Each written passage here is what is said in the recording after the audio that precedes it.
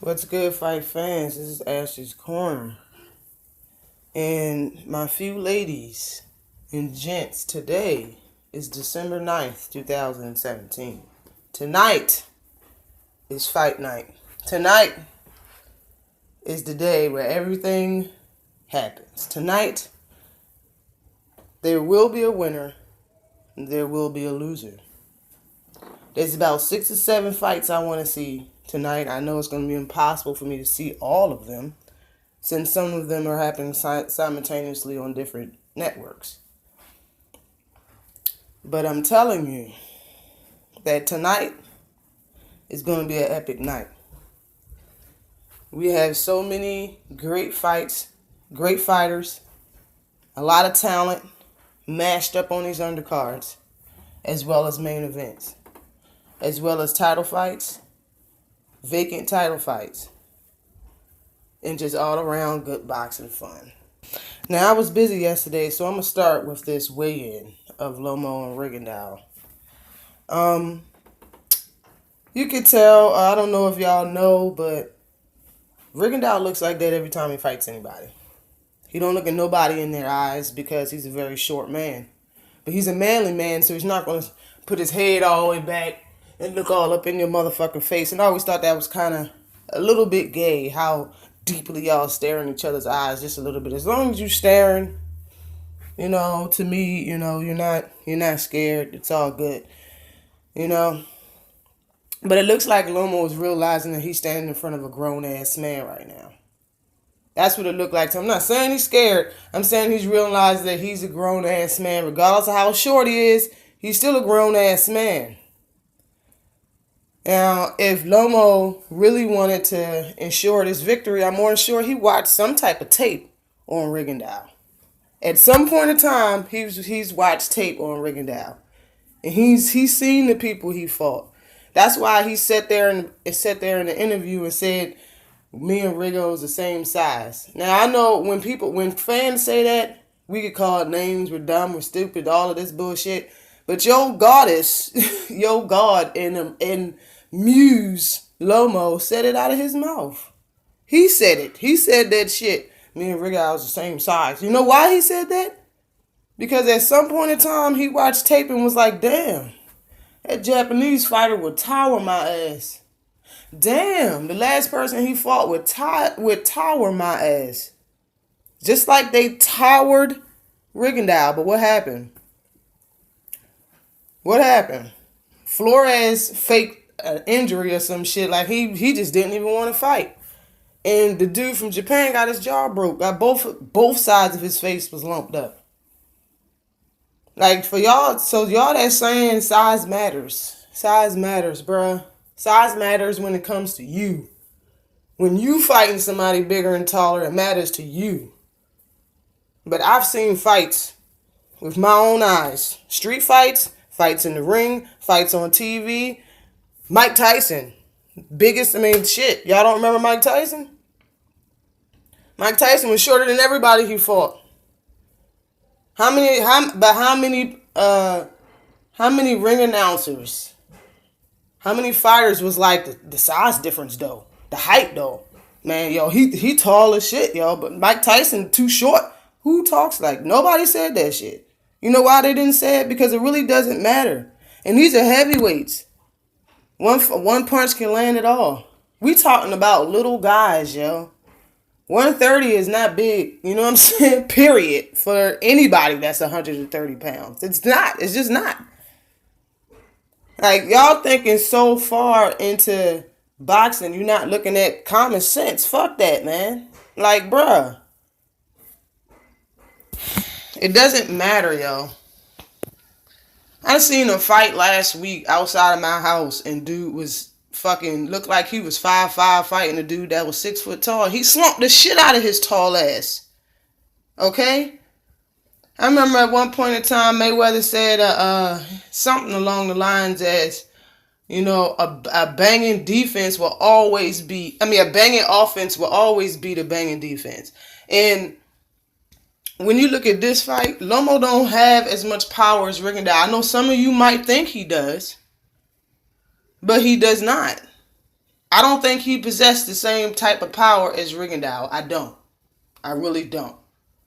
I've never seen Rigondeaux hit somebody 10 times in their face, flush, and then not fall down. I've never seen that. But I've seen it with Lomo. More than one fighter. I've seen it. So that just lets me know that his power isn't on the same level as Rigondeaux's. That's another reason why he throws so many punches. If he had one punch knockout power, why would he throw 8 punch combinations, 4 punch combinations on the regular? He wouldn't have to. He wouldn't fight like that. Mike Tyson had power in both hands. He didn't overwhelm you with punches. He will throw a few combinations, but if he hits you with a 4-piece combination, you're not getting up. You're going to drop. That's not the case with Lomo. So I give the power and the speed to Rigondeaux. I do believe Rigondeaux is faster than Lomo. Lomo just looks fast because he throws punches in bunches. Now, when you look at the size, again, both of them are fighting in the same weight class. There was like 6 ounces off from each other. I think Rigondeaux was 128.4. And Lomo was 129. Rigondeaux was 128.4. And Lomo was 129, I believe, on the scale.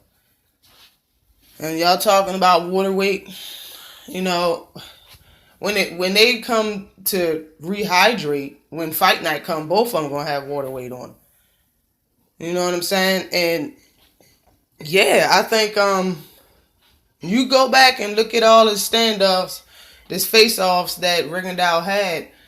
Like, he's one of the shorter people that he fought, as in Donaire. Donaire and Lomo look like they're the same height. If they're not, it's off by like a half an inch, off by a hair. They're the same height. So let's not talk about the height.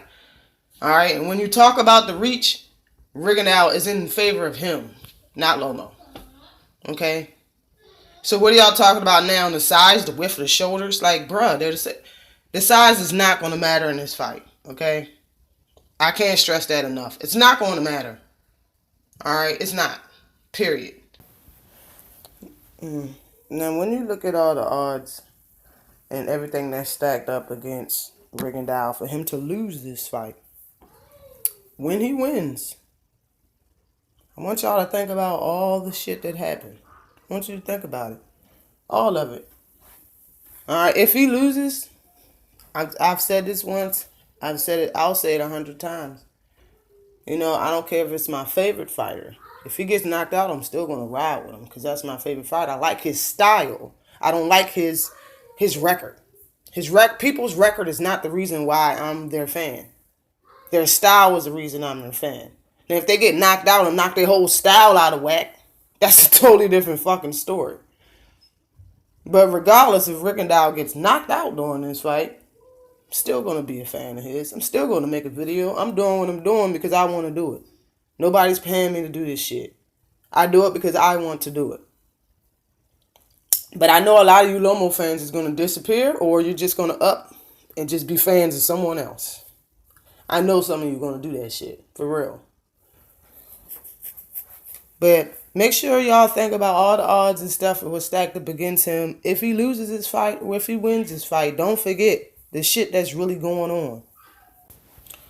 But honestly, it all depends on how this fight goes, on what I'm going to say after the fight. It all depends. Now, if Lomo wins from some stoppage and Lomo don't even like the stoppage, I'm not going to get on this bitch and be like, yo, well, Lomo tore him up. No. The world's seen that it was bullshit. So I'm not going to talk about bullshit. I'm going to talk about the fight being fucking thrown and fixed. That's what the fuck I'm going to talk about. I'm going to keep it 100. Whatever happens tonight, I'm going to talk about it after the fight. And I'm going to keep it gravy, if you understand what I'm saying. But I'm going with my prediction for the fight is Rigondeaux all day. He's going to win this fight. I believe if he does win this fight, it's not going to be an indecision because that's another odd that's stacked up against him. I believe he's going to stop the kid. He's going to stop Lomo, and it's going to either be by a nasty body shot is going to drop Lomo, or he's going to hit him to the body so damn brutal that he's going to really protect the body too fucking much. He's going to be too cautious of the body and get hit with a 1-2 or a straight up left up top and drop. But it's going to. I think a body shot is going to really predict Lomo's pace. When he gets caught, y'all gonna know it. I believe a lot. He's going to have to change. And if you ask me, man, Rigondeaux is the adjustment king. He adjusts in the ring by himself. He don't have to lose the round, go to the corner, let the corner tell him what to do, and then come and adjust. He does that on his own. A lot of fighters can't do that. He don't need to be told what to do. He understands. He knows. And he's a timing king too. And what do you need when it comes to a fighter that throws punches and bunches? You need somebody fighting him to have great timing. Along with Rigondeaux's timing, his speed, his accuracy, the footwork as far as his defense, and matter of fact, his defense all around. His upper body movement is what a lot of fighters don't do. I mean, Lomo don't have a lot of upper body movement. He moves his feet, not that long ass torso. He doesn't move it that much. Rigondeaux is also a great counter puncher. He's a chess player. This is going to be a chess match. That's why this is only for the fans that enjoy and understand the sweet science of hitting and not getting hit. Like, it is what it is. Like, you got to give props when props is due, and I'm giving mine to Rigondeaux in this fight. I don't know how many rounds it's going to go, but I really don't think it should get to the 10th or maybe out of the 10th, one or the other. I don't think we're going to see the 11th or 12th round in this fight. You know, this fight could be over in the first 4 rounds. Who knows, yo, for real. But for the people saying that Rigondeaux might quit, get the fuck out of here, man. As much as he talk about Walters quitting and shit, yo, he ain't that tight, man. Real Cubans don't quit. I'm not trying to say it. Look at Lomo rubbing his belt like he know this the last time he gonna have it. You ain't gonna have that bitch after this fight, yo. Especially if Rigondeaux gonna lose his. I believe Rigondeaux is right saying that Lomo's gonna have to kill him in that bitch. It's not gonna be no I'm gonna quit type shit. No, I understand that that Lomo makes people miss, but who's number 1 in the world for making people miss? Rigondeaux. It's not bothering him. It's bothering y'all fans, but it ain't bothering him. It's not. And another thing, if y'all don't know if y'all see, every time Lomo is in the weigh-in or face-off, it's never that serious. You know, he's always got a little smirk on his face or whatever. It's all business, y'all. Their face-off was all business. There was no smiles being given, yo. This fight, they're both serious, yo. This fight is gonna be serious. It's not gonna be a game. Ain't nobody playing around with Lomo, and ain't nobody playing around with Rigondeaux. This is gonna be an awesome fight. But be honest, y'all. If y'all didn't know who neither one of these fighters was, just looking at this, they look like they could be in the same weight class. Like they started in the same weight class. The height and the size is not that serious. And when you look at Anthony Yard and everybody he's faced, they look like they're in 2 different weight classes. You understand? You understand what I'm saying? They look like they're in 2 different weight classes. It's a lot of people that fight people that's in their weight class that don't even look like they're in it. These 2 motherfuckers, they around the same height. They look like they're around the same size. Y'all need to stop gassing. Always like and subscribe to the channel. Peace.